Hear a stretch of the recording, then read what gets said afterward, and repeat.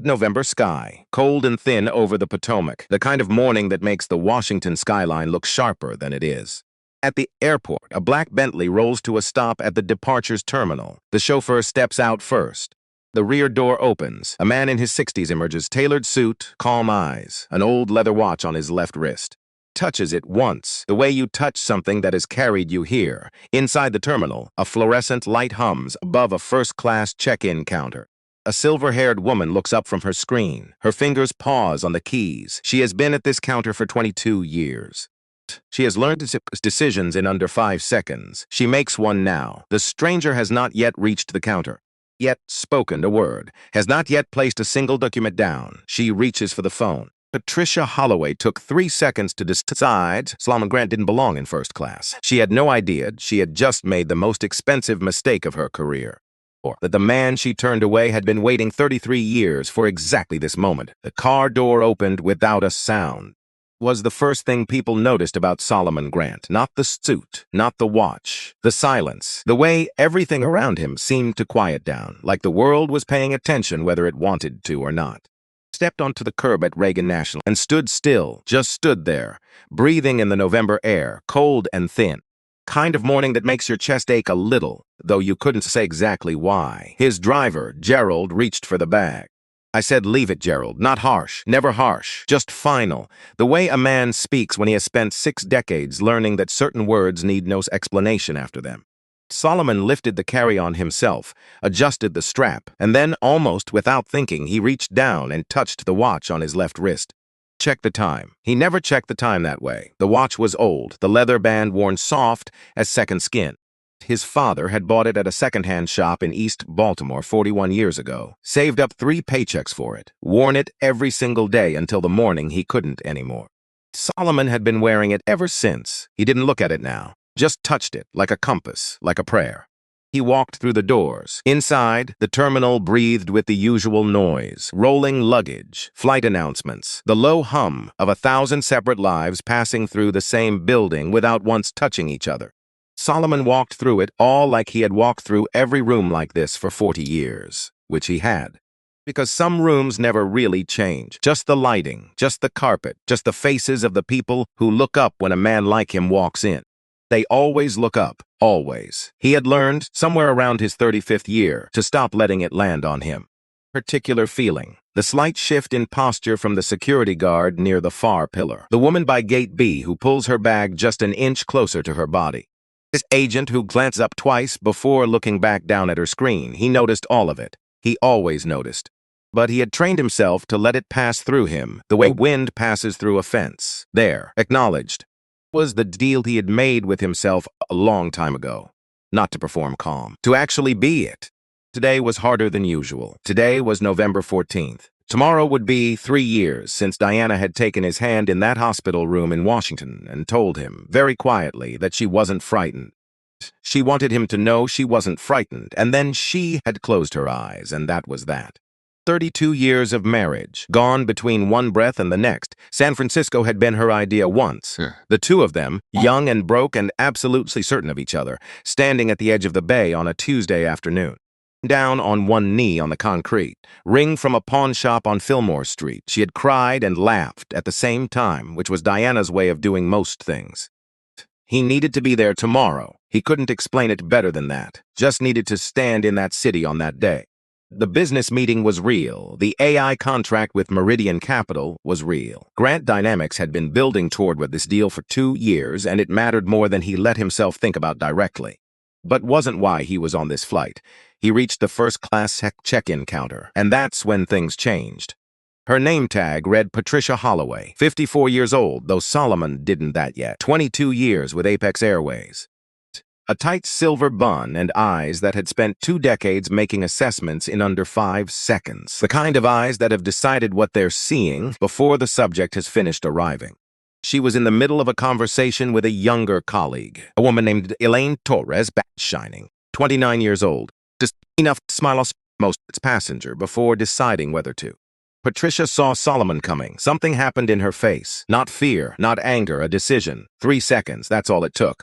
He was still 8 feet away, carry-on rolling behind him, when she stepped smoothly in front of Elaine and said, low and firm, "I'll take this one."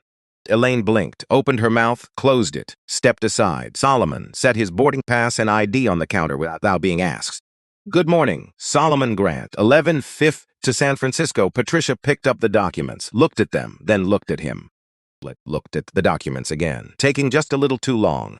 And how are you this morning, sir? Not a question. The flattest version of professional courtesy a voice can produce. Fine, thank you. More typing, more frowning at a screen showing nothing wrong. These seats, she said finally, are quite expensive. Silence. Solomon kept his face completely still. Yes, he said, they are. We just need to make sure everything is in order. My documentation is in order, of course. She smiled, the kind of smile that has no warmth left in it after years of being used as a shield. Protocols. And then she picked up the phone. Elaine Torres was watching from 3 feet away. She looked at Solomon. Patricia, then back at Solomon. Her jaw was tight. Solomon stood straight, hands relaxed at his sides, face like a man waiting for a bus. Completely, almost unnervingly, calm. Inside his chest was a different story. Inside his chest was something he had been carrying since he was 6 years old. Since the car accident that took his mother and father in the same terrible instant and left him standing in a Baltimore emergency room, not yet understanding what the silence meant. Something old, something patient, something that had learned over 62 years not to rush. Not yet. The security supervisor who answered Patricia's call was named Rowan Briggs. 52 years old, 6'2", salt and pepper hair cut close to the skull, the kind of face that has seen enough to stop being surprised by most things. Done 2 tours with the Marines, done 20 years in airport security after that. He walked through terminals the way soldiers walk through quiet towns. Alert, measured, reading everything. He saw Solomon Grant from 20 feet away, and he knew exactly who he was looking at. Person in airport operations knew Grant Dynamics. The AI system running Apex Airways routing, check-in, and booking infrastructure had been built by Solomon's company 3 years ago. Half the software Rowan's own security team used to identify real threats had Grant Dynamics code running underneath it. Rowan walked to the counter. Tricia gave him her version of events in 12 precise words. Rowan looked at the documentation, everything valid, not a single flag on any system. He had known that before he looked. He looked because procedure required it. But procedures also, apparently, required what came next. Sir, Rowan said, voice professional and flat, would you mind stepping this way so we sort this out? Not a question.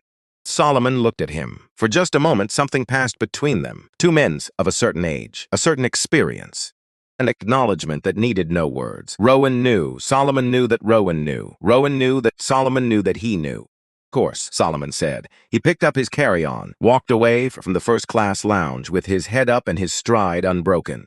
The security office was small, a desk, 2 chairs, a window the size of a legal pad looking out onto the tarmac. Rowan closed the door behind them. Solomon set his carry-on down and looked through that scratched glass at an Apex Airways aircraft sitting on the runway. Company logo on the tail, clean white letters against a navy blue field. He had looked at that logo 3 years ago in a conference room on the 14th floor of this company's headquarters. Sat across from 3 executives who needed his software, who had smiled at him the way certain people smile when they want something from you and have already decided how much they're willing to admit that they want. He had given them the contract because it was good business, because Grant Dynamics builds things to be used. He looked at the logo now and felt something settle in his chest. Not anger, not satisfaction, something older than both. He reached into his jacket pocket and made a call. That Vivian Cross, 47 years old, for FBI, 15 years of corporate intelligence. The kind of professional who answers on the first ring if at any hour because being reachable is, in her view, the baseline requirement of her entire existence. Protocol Raven, Solomon said quietly. Begin. A pause of exactly 1 second. Understood. He ended the call, slid the phone back into his pocket. Rowan was reviewing Solomon's documents for the 3rd time. Going through the motions, they both knew it. After a moment, Rowan set the papers down. Apologize for the inconvenience, Mr. Grant. I know you do. Your documentation is completely valid. I know that too. Rowan finally looked up, and for a moment he let his professional face rest. Just for a moment. One human being looking at another. It shouldn't have happened. No, Solomon said. It shouldn't have. Neither spoke after that. Both men understood the particular grammar of this situation. The way certain things happen not because of confusion or error, but because of something much older and much harder to argue against in a small office with a tiny window. Solomon walked to that window, looked out at the plane, and then said, without turning around, "Do you have children, Rowan?" "Two. A son and a daughter." "How old?" "14 and 17. Solomon nodded slowly, still looking at the plane. "I have two as well, both grown now." A pause. "I think about what I modeled for them over the years, what I showed them about how a man carries himself through this." He touched the watch. "The question I keep returning to." Rowan waited. "What are we teaching them?" Solomon said very quietly, "When we stay quiet." The room held that sentence. Rowan Briggs looked down at the desk, at the documents, at his own hands. 20 years of airport security, procedure, protocol. 3 complaints filed in 2 years about patterns he had documented. All 3 had disappeared into the administrative structure without leaving a mark. He didn't say any of that, but he pulled out his personal phone, opened the camera roll, looked at the footage he had quietly copied from the terminal monitors 11 minutes ago. Pressed save. Howard Baines was 70 years old and had not been surprised by anything since 1987. He was reading the Wall Street Journal with the particular, unhurried attention of a man who has learned that the most important information is almost never in the headline. Office was corner glass. The view cost more per square foot than most people's mortgages. He had been in this office for 22 years and had never once grown tired of the view, because the view was not decorative. Was a reminder of distance, of height, of how things look from a position that very few people ever reach. His assistant knocked and entered without waiting, which meant it was something that couldn't be held. "There's a situation at Reagan National, sir." Involving Solomon Grant. Baines set the paper down. He did not reach for his phone, did not stand, did not change his expression in any way a camera could have captured. He simply looked at his assistant for 3 seconds. Then he picked up the landline. The number he dialed wasn't in any directory. Rang twice. Douglas. A pause. "Tell me what happened at your airport this morning." He listened without speaking, tightening around his eyes, almost imperceptible to anyone who hadn't spent years watching his face for it. "Handle it quietly," he said. "And call me when it's done." He hung up, stood, walked to the window. Below him, New York moved in its usual relentless pattern. Cars, people, money changing hands in buildings and on phones and in rooms exactly like this one. Howard Baines had been managing patterns for 50 years. Markets, reputations, access. He had learned very early that the most dangerous element in any ecosystem was not the predator at the top.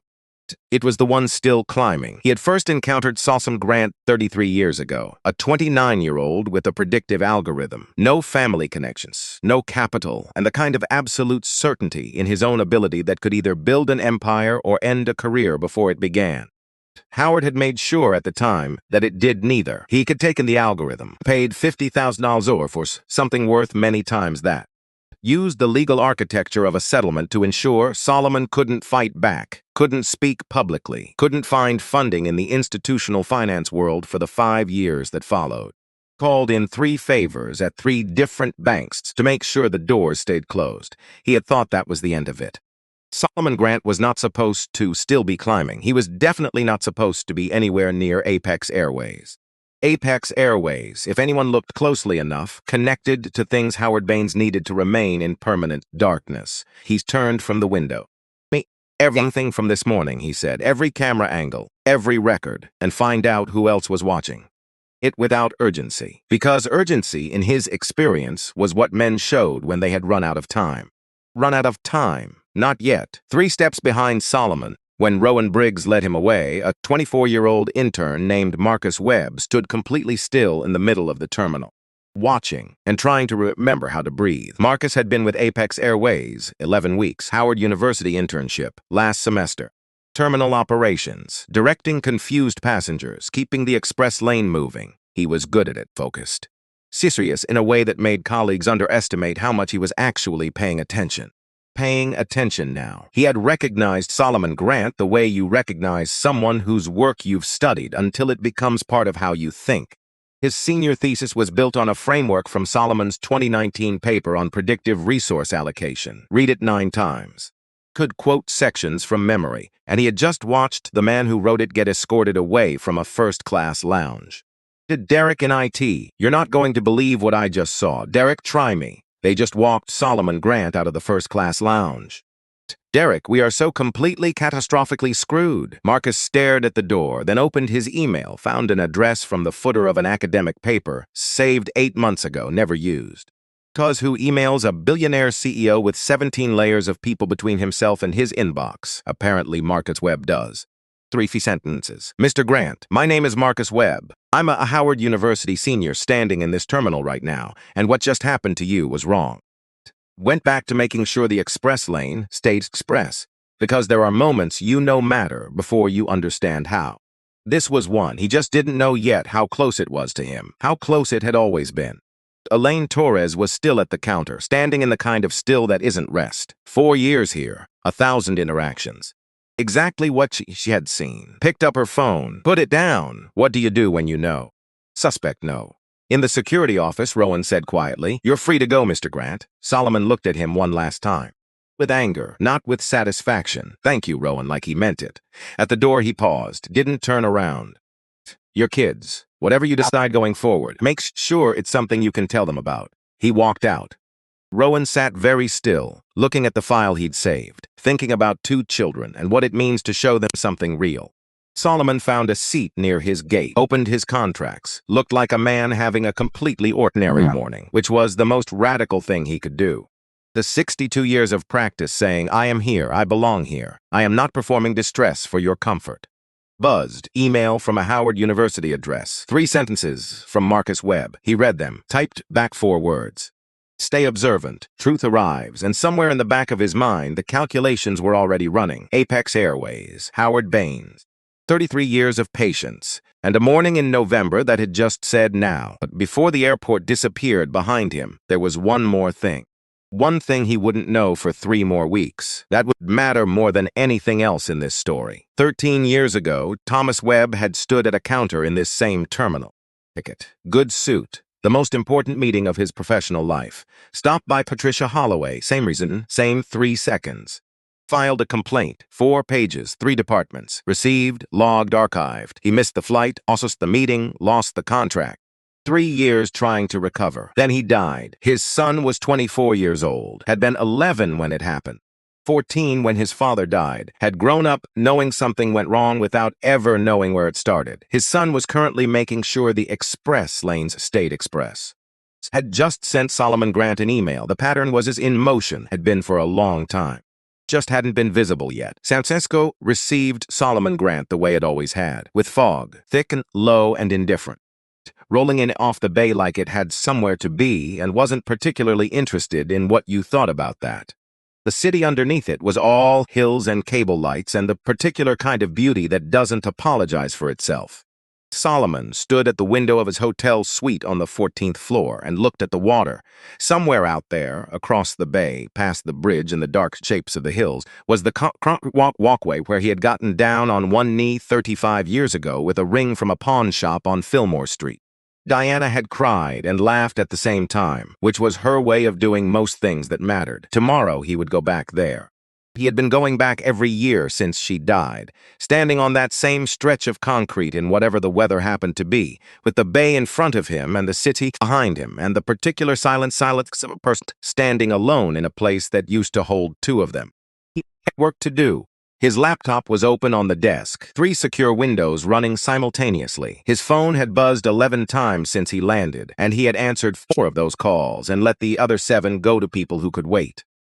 Vivian's first report had come in 40 minutes after landing. He had read it twice. Then he had poured 2 fingers of bourbon, which he almost never did, and stood at this window and looked at the fog and thought about the difference between what he had expected to find and what he had actually found. Expected to find a company that discriminated. That was not a surprise. That was, in fact, the reason he had been watching Apex Airways for 3 years. Pattern he had noticed, documented, sat with, the way certain spaces maintained their character across decades, regardless of who ran them, because the character was never really about the individuals. It was about what institution permitted, what it punished, and what it simply allowed to continue by the sheer weight of looking the other way. Expected Patricia Holloway to be a symptom. He had found a company that was considerably sicker than its symptoms. It was for tomorrow. That was for Vivian's team and the careful sequencing of what got exposed and when and in what order. It was for Diana. He turned off the lamp on the desk, left the window light on, sat in the chair by the glass, the bourbon untouched on the side table, and looked the fog until it looked like something other than fog. until it looked like the particular quality of light in a hospital room 3 years ago when a woman he had loved for 32 years had told him she wasn't frightened. Been frightened enough for both of them. He still was some mornings, but less than he had been. Was the thing about grief that nobody warned you about adequately, not the depth of it. Everyone warned you about the depth. The persistence, the way it didn't diminish so much as it relocated, moved from the foreground to the background, became full frequency on which everything else played. He reached over and touched the bourbon glass without picking it up. 3 years, he said to the window. The fog didn't answer, but he hadn't expected it to. He sat there until nearly 2 in the morning. He closed the laptop, turned off the window light, and went to bed. He slept better than he expected. What happened to Apex Airways over the next 72 hours was not dramatic. That was the thing people never understood about real power. Doesn't announce itself, doesn't arrive with a speech or a press conference, or a moment designed for cameras. It arrives the way water arrives, is in a basement. Quietly, through the smallest cracks, till suddenly you're standing in it and you cannot find where it started. The first sign came Tuesday morning. A routing error. Small. 2 domestic flights briefly disappeared from the scheduling database and reappeared 40 minutes later with altered departure time. Passengers were confused. Gate agents were confused. 3 supervisors had a conference call that resolved nothing. The IT team in Dallas spent 4 hours identifying the source. They found nothing, because there was nothing to find. Not the way they were looking, not yet. Wednesday brought payment anomalies.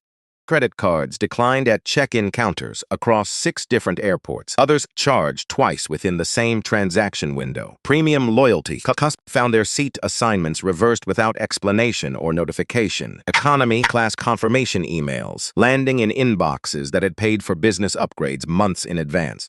Customer service lines began ringing in patterns that the call center software flagged as unusual. Thursday, 3 of Apex's most profitable routes developed simultaneous check-in failures during the peak morning window.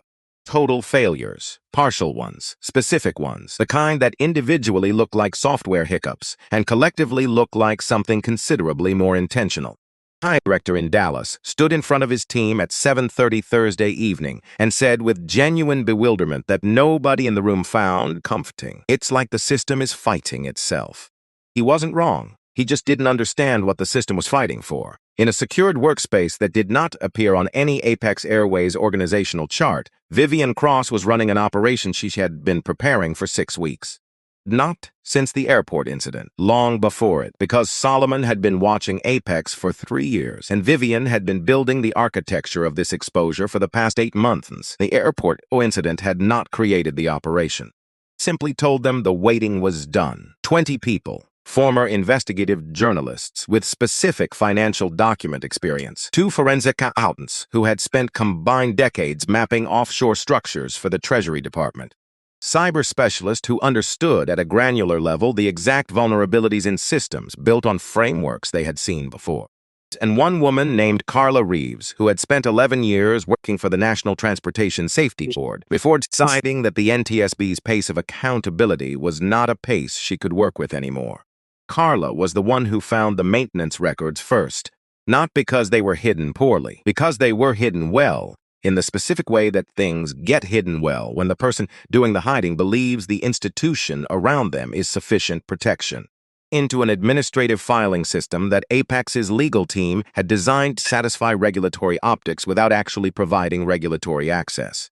She pulled them on a Wednesday afternoon, read through 446 months of documentation, and called Vivian into the room without saying anything on the phone. Just, you need to come look at this. The record showed a pattern of deferred maintenance on a fleet of aging aircraft. Catastrophic deferred maintenance, careful deferred maintenance, the kind that stays inside the technical boundaries of what is legally permissible while systematically pushing those boundaries as far as they will go without breaking. Signed off at the executive level, tracked in a parallel documentation system that did not communicate with the official one submitted to the FAA. Pattern had been running for 4 years. Who signed off? Vivian said. Carla pointed to a name that appeared on 63 separate authorization documents. Douglas Merritt. Vivian looked at the signature for a long moment. Then she pulled up the second window Carla had opened. Charter subsidiary, the one running under a separate LLC with a name that shared no obvious branding with Apex Airways. She looked at the passenger manifests. She looked at them for a long time. Then she picked up her phone and called Solomon. It was 2:14 in the morning on the East Coast, sobbed on the second ring. "You need to hear something," she said. "Tell me." A pause. Vivian Cross did not pause. She was built for pausing, but she paused. The charter subsidiary. Passenger manifests don't match the file documentation. Solomon! Another pause. Shorter this time, but heavier. This isn't just about the airport anymore. This isn't just about discrimination or maintenance fraud or political relationships that keep regulators comfortable. This is something else. Silence on the line. Long silence. Houston, certain enough that I've already made one call to someone with the authority to act on it. Sir, I'm not going to tell you to who, because I need you to be able to say truthfully that you didn't direct that call.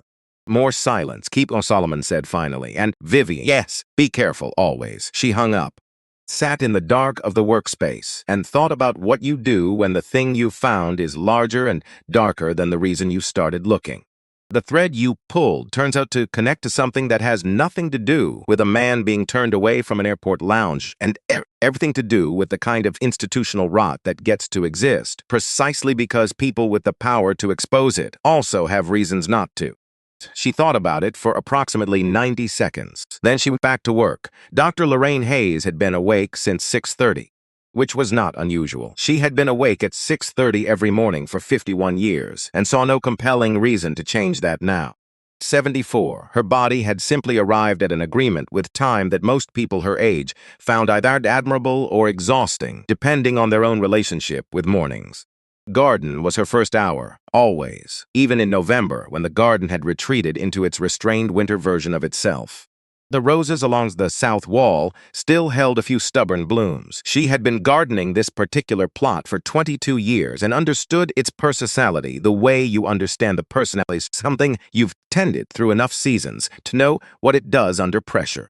Solomon arrived at 8. She let him in herself, poured coffee without asking how he took it, because she had known how he took it for 20 years and saw no reason to perform the question. They sat in the garden even though the air was sharp, because Lorraine had decided long ago that cold air was preferable to the particular staleness of indoor conversations about difficult things. He told her everything. She'd listen the way she always listened, without interrupting, without her face doing anything in particular. Just holding the space for the whole story to arrive before she touched any part of it. When he finished, she drank her coffee. "How angry are you?" she said. "Less than I expected. More than I'm showing. That's the same answer you gave me when you found out what Baines had done to your funding in the years after the settlement. I know. And when the city council rejected the foundation proposal the first time. I remember. You're a man who has learned to run his anger through a very long pipe," Lorraine said. "By the time it comes out the other end, it looks like strategy. The question is whether strategy is what this actually is." Solomon looked at the roses still holding on along the south wall. "Ask the real question, Lorraine." She set her cup down. Him directly. "Is this about accountability for Apex Airways, or is this about Howard Baines?" As the name sat between them in the November air. Baines, 33 years ago, a conference room in Boston, a check for $50,000 that was worth lifetime, and they both knew it. 5 years of closed doors afterward. 5 years of watching what he had dealt get used by people who never said his name in the rooms where the money was being counted.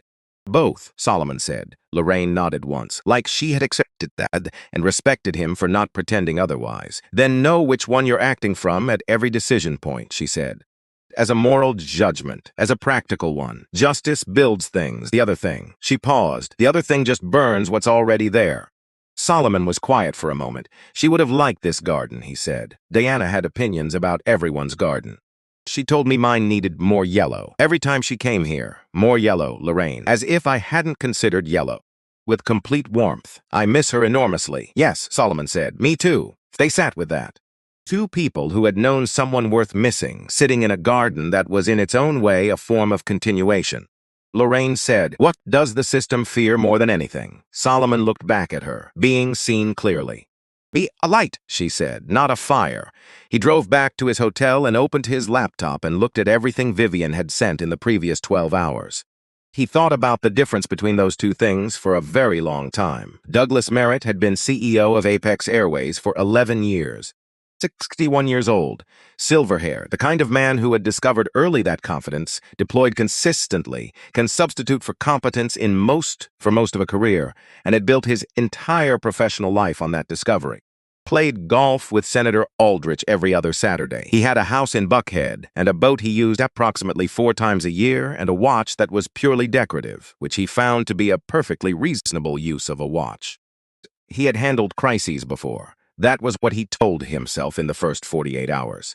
There was the runway incident in 2019 that the legal team had contained before it reached any outlet with a meaningful readership. Harassment settlement in 2021 that had cost him personally, but stayed quiet because the involved had signed what she signed and understood what she'd signed. 2 pilots whose maintenance complaints had been routed into an HR process that Merritt had approved without examining the specifics of how the process actually worked. He'd handled all of that. This was a passenger complaint, high profile, yes, but still. So he called his communications director and delivered his standard crisis instruction set, apologized generally, attribute to individual employee error, emphasize company values in language broad enough to mean nothing, have legal prepare a settlement offer in case Grant decided to pursue it publicly.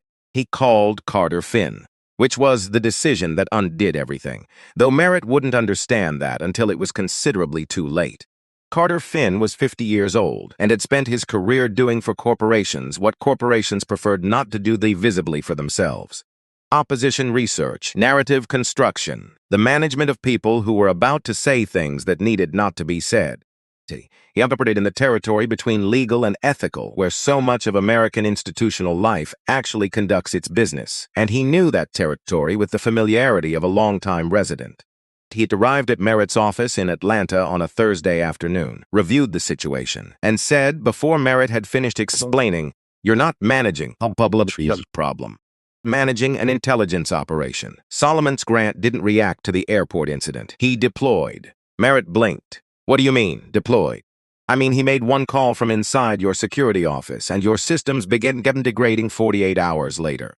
Finn opened his laptop. "That's not coincidence. That's architecture. Your system was built on his software. If he retained access points you weren't aware of, you would have no mechanism to detect them. The house, without asking whether the previous builder kept a key." Merritt's face moved through several expressions. "So what do we do?" Finn looked at him with the patience of a man who has explained obvious things to powerful people for a quarter century. "We find his pressure point," he said. "Every man has one. We locate it and we use it before he locates ours."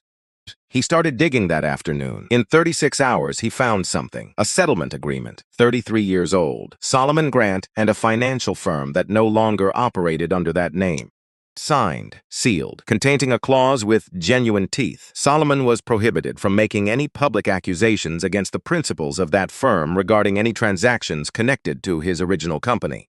Violation of the clause would expose him to significant financial liability. Finn read the document twice, a slow, unpleasant smile.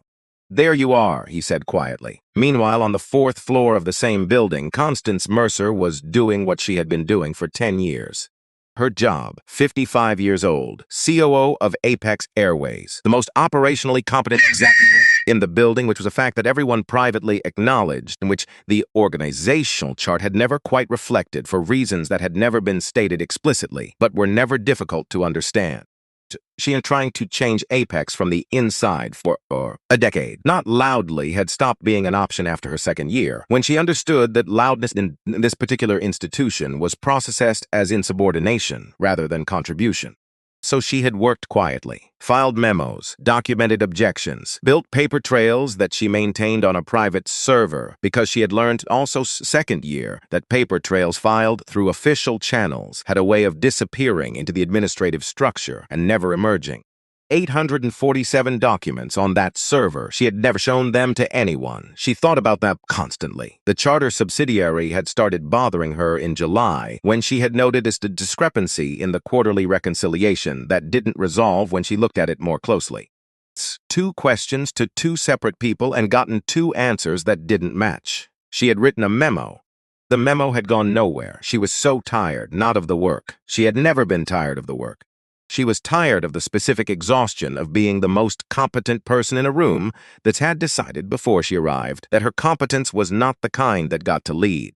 She was sitting at her desk on a Thursday evening when her phone buzzed with an unknown number. She almost didn't answer. She answered. "Mrs. Mercer," said a woman's voice. Precise, professional, the specific register of someone who has spent years learning to project authority without performing it. "My name is Vivian Cross. I believe we have something to discuss." Constance sat very still. "How did you get this number?" "The same way we found most things," Vivian said. "Mrs. Mercer, I'm going to be direct with you because I think you're someone who prefers that.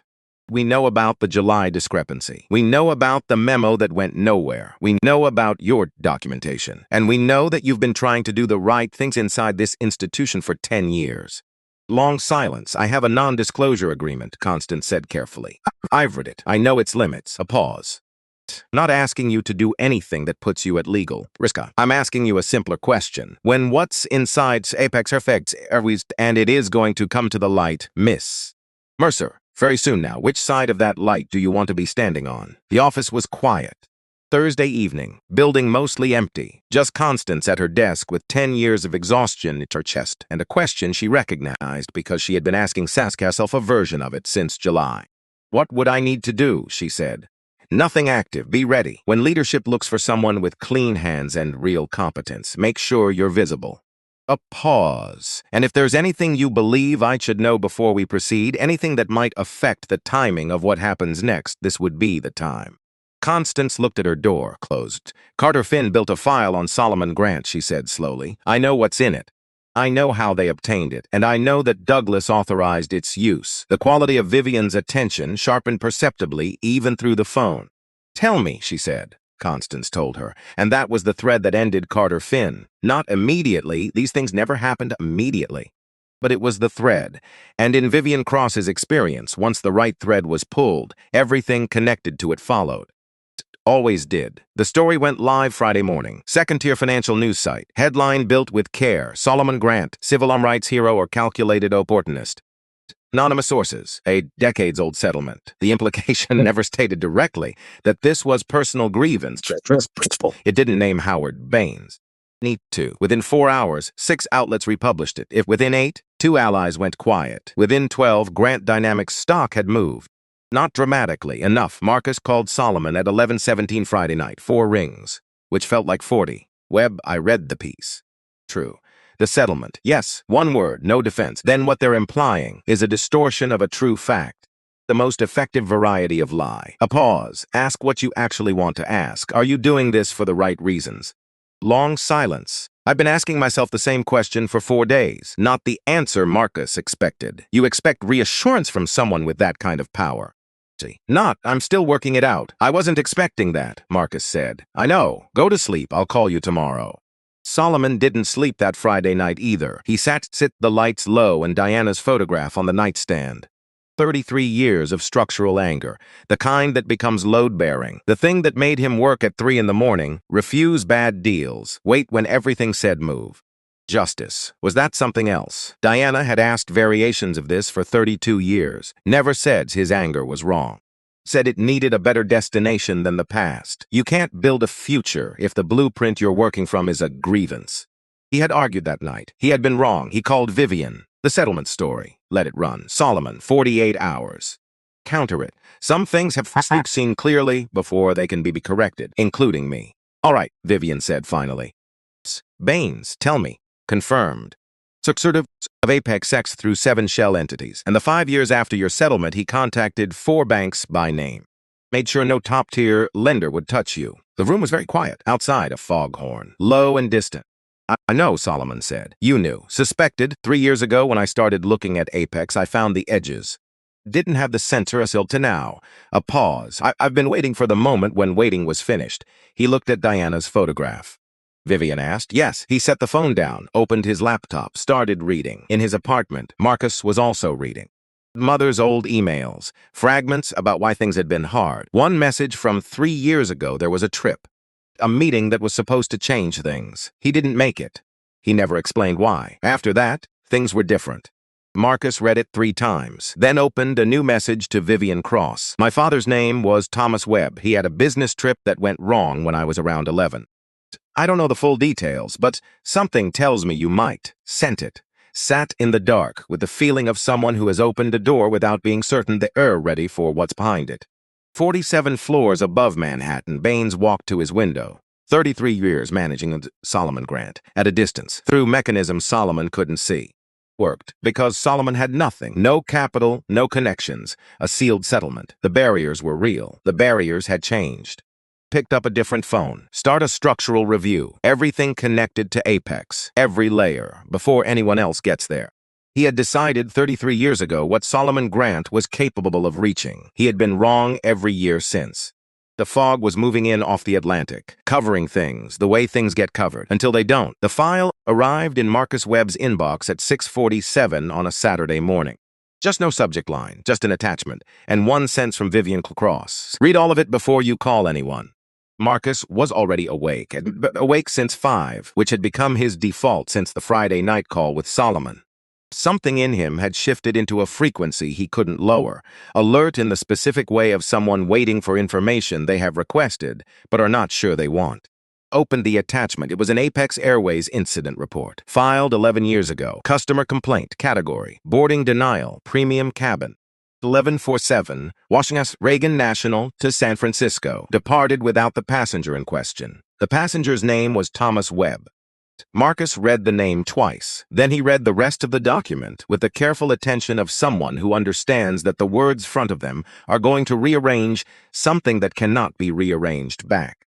His father had been 41 years old, traveling in a good suit, which Marcus knew because there was a photograph attached to the complaint. A photograph for the terminal's security footage that someone had printed and filed with the paperwork.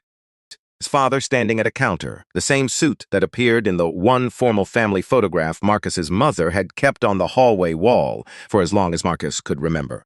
The same suit, the same counter, the gate agent listed on the incident report, Patricia Holloway. Marcus read that name and sat very still.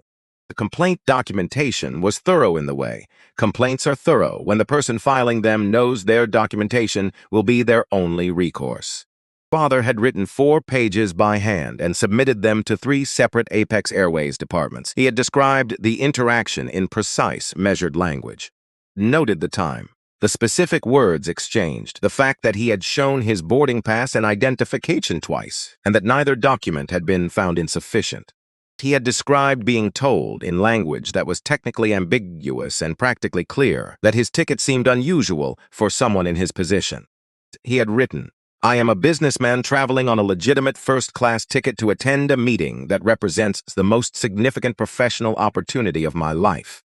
I was denied boarding for reasons that had nothing to do with my documentation." At the bottom of the 4th page, in smaller handwriting that looked like it had been added after the rest was complete, Thomas Webb had written, "I don't expect this to change anything.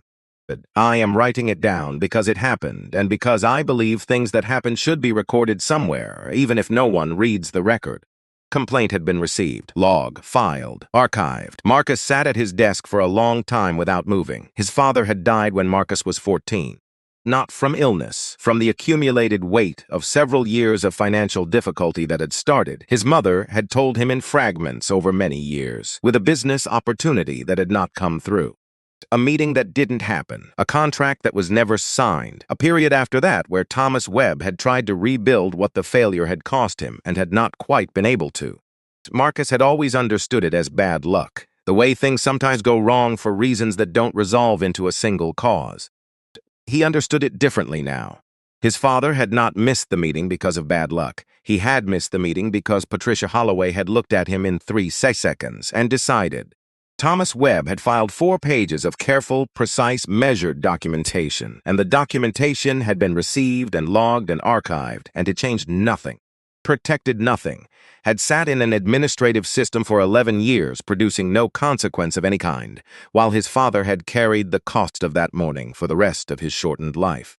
Marcus picked up his phone, called Vivian. She answered immediately. "I read it," he said. "I know. How long have you known?"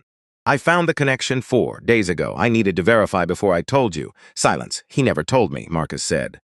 "Never said happened why he missed the flight." "That I know. He wrote 4 pages and sent them to 3 departments and nobody." He stopped. "Nobody did anything." "No," Vivian said. "They didn't." The silence that followed was different from the silences Marcus had grown accustomed to in the past 2 weeks.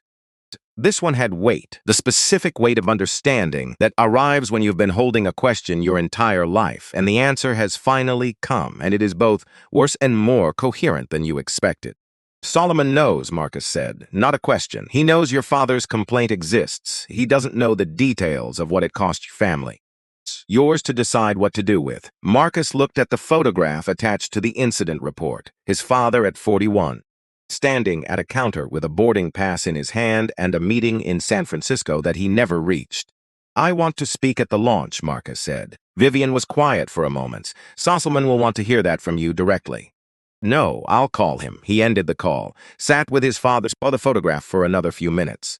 He picked up his phone again and called Solomon Grant. The exposures began on a Monday, not all at once. In sequence.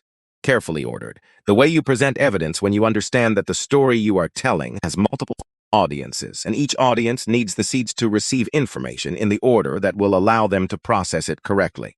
Monday morning, the Washington Post published a 4,200-word investigation into Apex Airways' maintenance documentation practices. Byline belonged to a journalist named Rachel Ozzie, who had been working aviation safety for 11 years and who had spent the past 6 weeks in possession of documents that had required 3 forensic accountants to fully interpret. The piece was specific, sourced. It named amounts, it named dates, it reproduced in summary form the parallel documentation system that had been used to satisfy regulatory optics while obscuring the actual state of the fleet. Named Douglas Merritt on the authorization records. Tuesday, the SEC's public disclosure portal received a whistleblower submission that had been prepared over 8 months by people who understood exactly what the submission needed to contain to compel action. Transaction records, board meeting minutes, a financial map of the charter subsidiaries' offshore instruments that was, once laid out in full, impossible to look at without understanding what it described.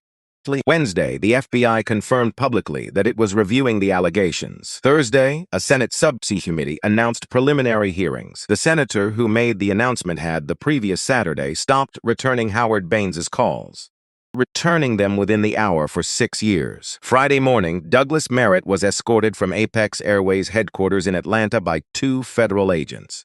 Not make a statement. His attorney made a statement that used the words cooperative and context and ongoing process, which in Solomon's experience meant we are negotiating the terms of how far this falls. Carter Finn had become unavailable the previous Tuesday, which was not a surprise. Men like Carter always developed unavailability once a situation clarified past a certain point. His disappearance didn't matter. The emails Constance Mercer had described to Vivian Cross, the ones Finn had used to coordinate the fabricated narrative against Solomon, had been obtained through channels that would hold up to scrutiny, and they were now in the hands of people whose job was to do something with them. Howard Baines appeared before the Senate Transportation Subcommittee on a Thursday morning and answered questions in the controlled voice of a man who had spent 50 years ensuring he was never in a room he couldn't exit on his own terms. Exit this one, but not before the 7 shell structures were entered into the record, not before the 30% ownership was documented publicly. Before 3 separate senators, in 3 separate exchanges, asked questions that made clear they had access to correspondence Baines had believed was private. The legal process would take time. These things always did. The financial structures were complex, and the attorneys on both sides were skilled, and the machinery of federal investigation moved at the pace federal investigation moves. But the light was on. And certain things once illuminated cannot be returned to darkness by any mechanism available to the people who preferred the dark. Constance Mercer watched all of it from inside the building. She had not been asked to do anything active. Vivian had kept that promise. But she had made herself visible in the ways that mattered, had been present in every conversation where leadership was being assessed, answered every question put to her by the board's outside counsel with the specific clarity of someone who has been maintaining a private server of documentation for 10 years and knows exactly where every record is. The board noticed. On a Wednesday afternoon, the chairman called her into his office and asked her directly whether she believed she could stabilize operations during the transition. She said yes. She said it the way she had been waiting to say it for 10 years, not loudly. Just with the particular certainty of someone who has been doing the actual work long enough to know exactly what the work requires. Patricia Holloway was formally terminated on a Wednesday. Human Resources, 2 managers, the specific weight of a manila envelope handed across a desk. a security escort to the elevator. A photographer from the Associated Press, tipped by a source, caught it from across the street. The image ran the following morning. Her face, these elevator doors beginning to close, the expression of someone whose certainty has finally encountered something it cannot move through. She had expected the company to protect her. The company did not protect her, which was its own lesson, though not the most important one she needed. One came later. Came on a Thursday evening in her house in Fairfax County, 19 years in that house. The kitchen with the yellow curtains she had chosen herself, the table where she had eaten 10,000 meals, the television she kept on most evenings because the house was ran to silence otherwise. The television was off. She had turned it off at 7 and had not turned it back on. Her phone was on the counter and she was not looking at it. The notifications had been coming for days, and she had stopped reading them the previous afternoon, because she had reached the point where she understood that the outside voices were simply amplifying an inside voice, and the inside voice was the one that actually required her attention. At the kitchen table, looked at her hands, 22 years. She had been good at the job. She had known the systems. Had moved through terminals with the confidence of someone who understood her environment completely, had made thousands of decisions, and had believed, in making them, that she was applying professional judgment developed over decades of experience. She had never asked herself what her certainty was made of, where the professional judgment actually came from. Exactly she had decided and, when and on, what basis about who looked right in certain spaces. Whether any of it was actually about the documentation, or whether the documentation had always been the language she used for something she had never examined directly. At the table for a long time, no resolution that night, no clean arrival at a changed understanding. Just a woman in a quiet kitchen with the television off, looking at her hands, asking herself a question she should have asked 22 years ago and hadn't. What kind of person have I been? The question was uncomfortable in the specific way of questions that don't have answers you can arrive at quickly or present cleanly to anyone, including yourself. It was there now, and it was not going anywhere. So some things take longer than one quiet Thursday evening to become what they need to become. But the question was the beginning, and beginnings, even uncomfortable ones, are not nothing. The meeting between Solomon Grant and Douglas Merritt happened in a conference room on the 9th floor of a law firm in downtown Atlanta. Merritt's attorneys on one side, Solomon's on the other, and the two men themselves sitting across from each other for the first time without an institutional structure between them.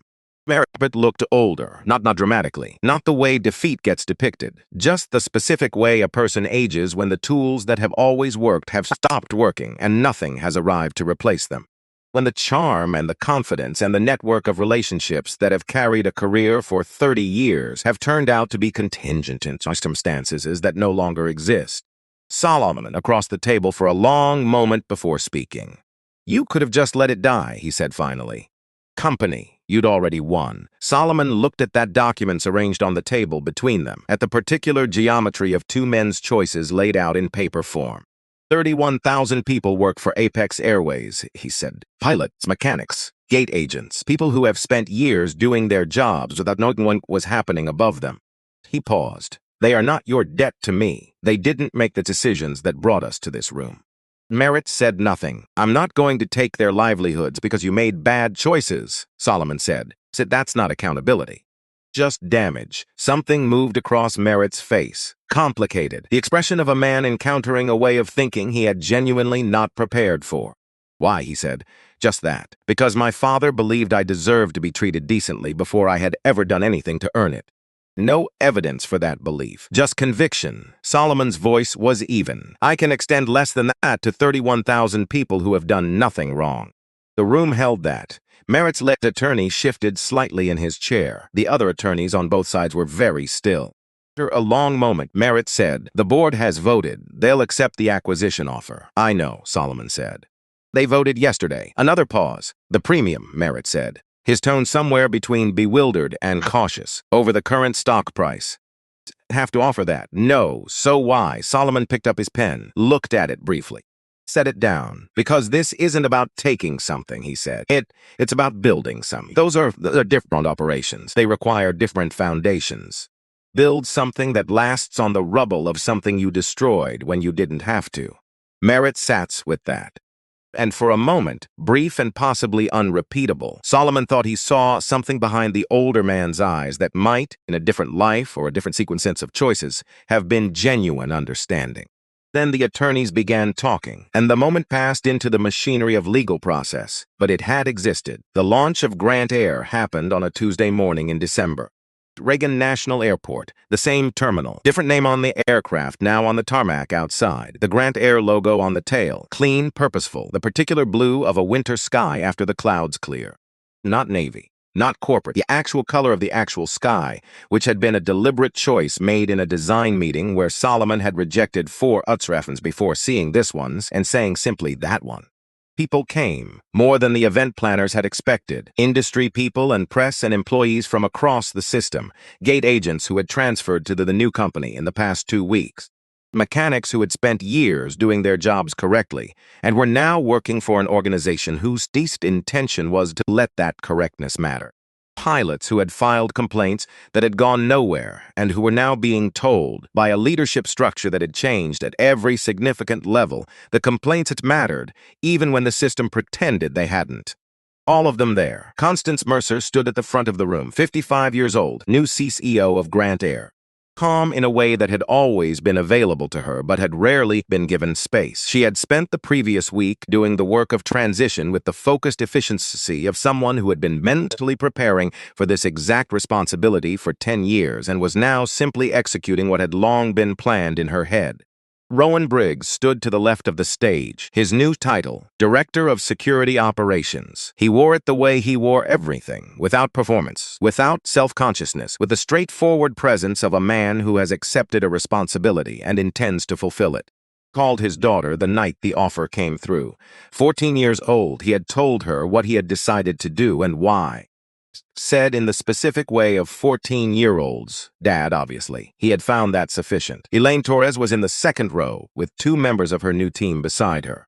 A passenger experience and equity, a division with real budget and real authority, and a mandate that had been written at Elaine's insistence, with specific measurable outcomes rather than aspirational language. She had spent the past week reviewing the complaint systems at 15 other airlines and had already identified 4 structural changes she intended to propose in her first week. Solomon stood at the podium. He had no notes. He had written a speech, had revised it 4 times, had read the 4th version aloud in his hotel room at 11 the previous night, and understood, listening to his own voice, that it sounded like a speech. The language people use when they want to say something important and are so aware of its importance that the language becomes the obstacle. Put it down. Now he looked at the people in front of him and said what was actually true. About his father, about Thomas Grant, 39 years welding steel in East Baltimore, about hands built by that work. A man who stated hard things simply and without bitterness and moved forward, who saved 3 paychecks for a second-hand watch because it was the finest thing he had ever owned, who stood in a small backyard on a dark November night and pointed at a plane crossing overhead and told his son something that had no evidence behind it at all. He told me I deserved to be on one of those, Solomon said. Not in the back, up front, first class. I was his son because I was a person. That was easy enough. He paused. He never flew first class. Once. Not because he couldn't eventually afford it, but because he spent so many years being told, in ways loud and in ways so quiet they barely registered as language, that certain spaces weren't built for him. He believed it, even after he shouldn't have, even after I was trying to show him something different. He looked out at the room. I watched that happen. I watched my father's understanding of what he was permitted to reach shrink in ways I couldn't stop, even when I had the resources to try. The room was very still. I have been angry about that for a long time, Solomon said. I will likely be angry about it for whatever years I have remaining. Anger is not going anywhere, and I'm not pretending it is. He looked along the front row, at Rowan, Elaine, at Constance, at Marcus, standing near the back with his hands folded in front of him and something in his face that Solomon recognized because he had seen it in his own face in mirrors at certain ages. But anger without direction is just weather. It moves through you and leaves. It doesn't build anything. He stepped slightly back from the podium.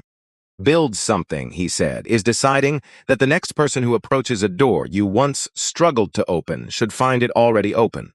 not charity. That's architecture. That's how you build something that outlasts the length of your own particular life. He turned and gestured to the side of the stage. Marcus Webb walked up, 24 years old, Howard University. He seniors the Slav Thomas Webb, who had stood at an Apex Airways counter 11 years ago in suits, valid boarding pass, and a meeting in San Francisco that was, as far as he knew, the most important meeting of his professional life. Marcus stood at the microphone. He had 2 pages of prepared remarks, had worked on them for 5 days, had revised them until they said precisely what he wanted them to say. Some face down on the podium and said what was actually true instead. "My father's name was Thomas Webb," he said. "He came to this airport 11 years ago. He had a ticket. He had a meeting. He had everything required to board a flight and get where he was going." Pause. He was stopped at the counter by someone who had decided before he finished arriving that his documentation was suspicious. Filed a complaint. 4 pages handwritten. He sent it to 3 departments. He paused again. At the bottom of the last page, he wrote that he didn't expect the complaint to change anything. He was writing it down because things that happen should be recorded somewhere, even if no one reads the record. Marcus looked out at the room. "Someone read it," he said, 11 years later, and it turns out it was part of the reason we're all standing here. He was quiet for a moment. "My father died when I was 14. He didn't tell me what happened at this airport. I think he carried it the way a lot of people carry things the systems around them refuse to hold." Quietly, and at cost. His voice was steady. "This today doesn't give that back. I'm not standing here pretending it does. But it means someone was watching, and someone had enough power to say that was wrong, and to do something about it that actually lasted." He looked at Solomon directly. "My father wrote things down because he believed things that happened should be recorded somewhere. I'm going to spend my career making sure the systems that are supposed to respond to those records actually do." He deserved that, and he didn't get it, and the least I can do with my life is make that less true for the next person. Back, the room was quiet for a full 3 seconds. Then it wasn't. 2 days after the launch, Solomon Grant stood on a sidewalk in East Baltimore. Eager Street. The house was still standing. Different color now. Someone had painted it a deep green that Thomas Grant would have found excessive. Different family inside, but the same proportions. The same small front step where Solomon had sat on summer evenings doing homework while his father worked in the backyard. The same narrow side passage that led to the backyard where 2 people had stood on a dark night and looked up at a plane and said things to each other that neither of them fully understood yet. He stood on the sidewalk for a few minutes. Not long, just enough, just. Then he walked the 4 blocks to the elementary school. Dr. Angela Ross, the principal, met him at the entrance. She had been preparing for this meeting for 3 weeks and was working hard not to show it, which Solomon recognized and appreciated.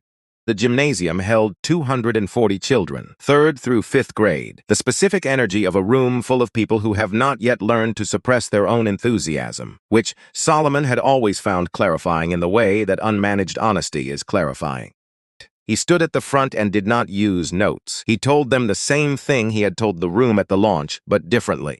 Shorter, more direct. The version you tell children when you want to tell them something true rather than something impressive. He told them about his father, about the watch, about the backyard. Then he told them about the Thomas Grant Center for Technology and Learning, which would open 4 blocks from where they were sitting in 14 months. $40 million, computing equipment and dedicated instructors, and a mentorship network connecting students from this neighborhood with professionals across multiple industries, from 8th grade through graduate school. Scholarships that were real and funded and named for a man who had welded steel for 39 years and pointed at the sky.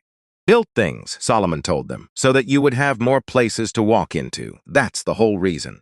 So when you walk in like you belong there, because you were born belonging there. Same as anyone. Same as everyone. He looked at their faces, the specific focused attention of children who can tell when an adult is talking to them rather than performing at them. He thought about himself at their age, the notebook full of equations, the certainty that patterns could be understood if you looked at them long enough. He had been right about that. He had just not known yet that some of the most important patterns were about people. What people could become when someone decided, in advance of any evidence, that they were worth becoming it. He signed the documents in the principal's office afterward. Foundation paperwork, the construction agreement, the scholarship fund authorization. Then he walked back out through the gymnasium, which was empty now. The children returned to their classrooms. He stood in the middle of the empty room for a moment, looked up at the ceiling, at the old basketball hoops. Particular institutional light of a school gymnasium that has hosted thousands of assemblies and performances and ordinary school day activities over decades. His father had stood in this room at a parent-teacher evening 30 years ago. Solomon remembered watching him from across the gymnasium. Watching the way Thomas Grant moved through that room, the slight self-consciousness of it, the way he held himself just slightly more carefully than he did at home, in spaces that were his, where no one was watching. Solomon had wanted to say something to him then, hadn't known what. He knew now. He touched the watch and walked out into the December afternoon. Final thing happened on a Thursday, 16 days after the airport, 11 years after Thomas Webb had filed 4 pages of careful documentation and been told by the weight of institutional silence that the documentation would produce nothing.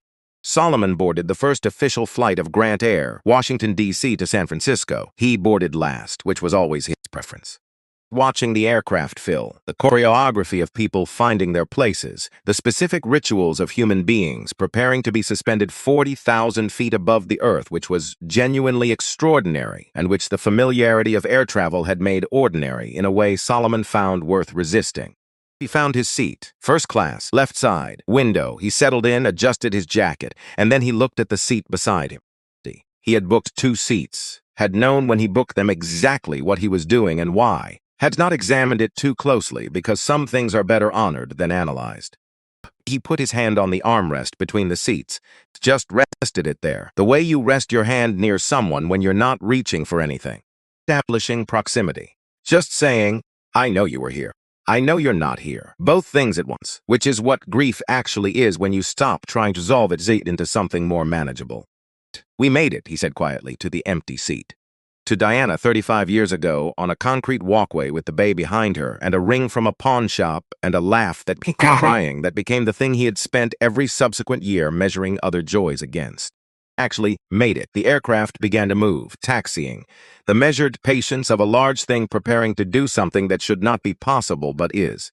Solomon looked out the window, Reagan National sliding past. The terminal, the gate where a man in a good suit had stood with a valid boarding pass on a November morning and been told in 3 seconds that he was in the wrong place. He was in the right place now. He had always been in the right place. That was the thing. That was what it had taken 62 years and a career and a reckoning and a loss to understand in his body rather than simply in his mind. The question had never been whether he belonged. The question was whether the rooms would eventually catch up to the truth of it. Some rooms do, given enough time and enough pressure and enough people who refuse to accept that they shouldn't. Some need considerably more help. Spent his life providing the help. The aircraft turned onto the runway, paused, that specific held breath moment before the engines commit. Before the weight shifts and the ground releases and everything you have been standing on becomes something receding behind you.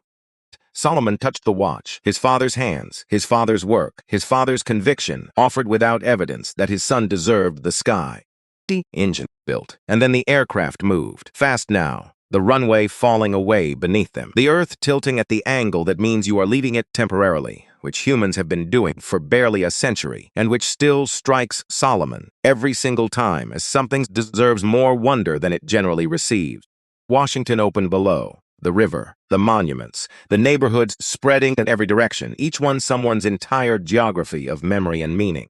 A city full of people working out what they owe each other across all the distances that exist between human beings, who share a country and a history and a future that none of them chose individually, but all of them are making together whether they acknowledge it or not. Baltimore visible to the northeast, just visible, the specific shape of the city that had built him, the harbor, the neighborhoods. The street where a boy had sat on a front step doing equations because the patterns in his numbers felt safer than the unpredictability of everything else. He looked at until it disappeared into the distance. Then he looked forward. The sky was clear, not the fog of San Francisco or the November gray of Washington mornings. Open blue, enormous and uncomplicated and going in every direction at once without asking permission from anyone. He had spent 62 years afraid of one specific thing. Failure, not poverty, not the judgment of people who had decided before he arrived what he was capable of. Those things he had learned over decades of practice to carry without being crushed by them. What he had feared was subtler than any of that. He had feared becoming his father's diminishment, had feared absorbing the message in the specific way Thomas Grant had absorbed it. Waking up one morning to find that despite everything, the degrees and the company and the contracts and the decades of refusing to accept a smaller version of himself, he had somehow, somewhere along the way, started believing it. Started believing that the rooms were right, that the 3-second judgments were right, that the closed doors were closed for reasons that had something to do with him rather than with the people closing them. Fought for 62 years, and sitting here in this seat on this aircraft with his hand on the armrest of the seat beside him and his father's watch on his left wrist and Washington's receding below and San Francisco waiting ahead, he understood. 1. Not against Apex Airways, not against Howard Baines or Douglas Merritt or Patricia Holloway or any of the individual humans who had played their roles in a system built long before any of them were born and sustained by the accumulated weight of everyone who had chosen not to challenge it. Against the message, against the 3-second judgment, against the quiet, persistent, structural insistence that certain people belonged in certain places and should be grateful for what they were permitted. But he had won by not believing it, by deciding, somewhere in his formation, that his father's conviction was more reliable than the world's doubt. The man who pointed at the sky on a dark night in East Baltimore understood something true about his son, that no counter, no lounge, no settlement agreement, no 5 years of closed doors could make untrue. Aircraft leveled off. The flight attendant came by, professional, warm, not the performed warmth of someone following a script, but the actual warmth of someone who had been told by the company she worked for. That warmth was not decoration. It was the standard. "Can I get you anything, Mr. Grant?" Solomon looked up, the real smile, not the controlled one he wore in meetings. The one Dianis had said looked like a man who just remembered something good. "Just water," he said. "Thank you." She nodded, moved on. He looked back out the window. America below, vast and complicated, and full of people working out who they are and what they're allowed to want and what they owe each other across all the distances, geographical and historical and human, that exist between people who share this particular piece of earth. Thought about Marcus Webb. Sitting in a classroom in Washington, writing code that would, if Solomon's ability to read patterns held, change something real about how systems responded to people who documented things that happened to them. The son of Thomas Webb, who had written 4 pages by hand and sent them to 3 departments and been told by the silence that followed that the record would produce nothing. Who had nonetheless raised a son who showed up, who recognized something wrong from 30 feet away in a terminal and decided that watching wasn't sufficient, who sent an email to a person who had 17 layers of people between himself and his inbox. Thomas Webb had planted something without knowing he was planting it, had invested something in his son that the years of difficulty and the early death had not been able to cancel. The belief that things that happen should be recorded, that wrong things, witnessed and named, are different from wrong things that pass in silence. One person paying attention matters even when the system has been designed to ensure it doesn't. That was the seed. Marcus was what grew from it, the way children always are, what grows from what their parents plant, whether the parents live to see it or not.